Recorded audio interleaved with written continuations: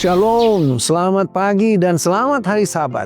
Mari awali hari Sabat ini dengan semangat baru dengan mendengarkan renungan pagi. Sabtu 14 Februari 2026. Cahaya baru di tempat kudus bagian pertama.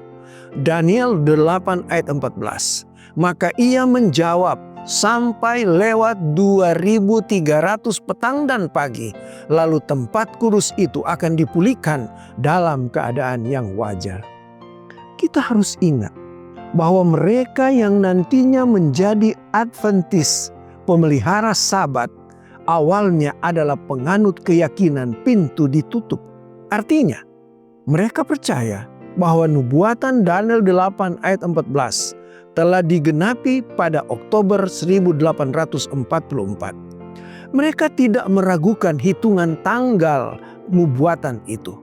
Para penafsir nubuatan Daniel secara historis sepakat bahwa nubuatan 2300 hari akan berakhir antara tahun 1843 dan 1847. Perdebatan waktu itu bukan tentang tanggalnya, tetapi tentang apa yang terjadi pada akhir periode nubuatan tersebut. Dengan kata lain, ada kesepakatan umum tentang penafsiran simbol-simbol yang berkaitan dengan waktu. Tetapi ada perbedaan luas tentang arti dua simbol lain dalam Daniel 8 ayat 14, yaitu tempat kudus dan pemulihan.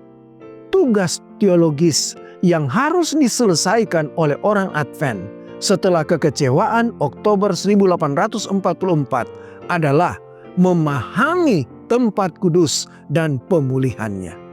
Miller, seperti yang telah kita catat sebelumnya, menafsirkan tempat kudus sebagai bumi dan pemulihan sebagai pemurnian bumi dengan api pada kedatangan Yesus yang kedua. Penafsirannya itu akhirnya terbukti salah. Perlu diakui bahwa sebelum Oktober 1844, beberapa orang sudah meragukan penafsiran Miller. Misalnya Josiah Litz menulis pada April 1844, belum terbukti bahwa pemulihan tempat kudus pada akhir 2300 hari adalah kedatangan Kristus atau pemurnian bumi. Ia juga mencatat bahwa mungkin saja mereka keliru tentang peristiwa yang menandai berakhirnya periode itu. Pemikiran serupa muncul lagi setelah kekecewaan Oktober 1844.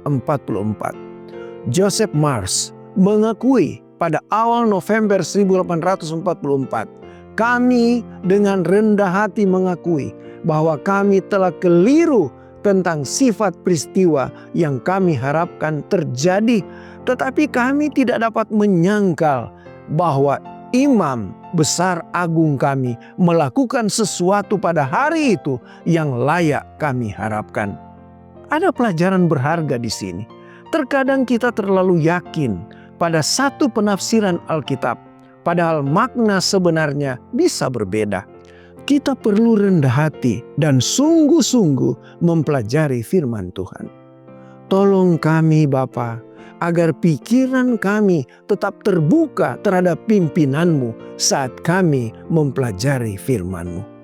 Kiranya renungan di pagi hari Sabat ini dapat menjadi kekuatan bagi kita semua dan menjadi perenungan kita sepanjang hari ini.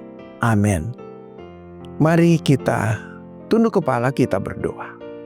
Terima kasih ya Tuhan untuk firman yang kami dapatkan di pagi hari ini. Kiranya firman ini akan menolong kami untuk benar-benar setia kepada semua kehendak Tuhan yang ada di dalam firman-Mu.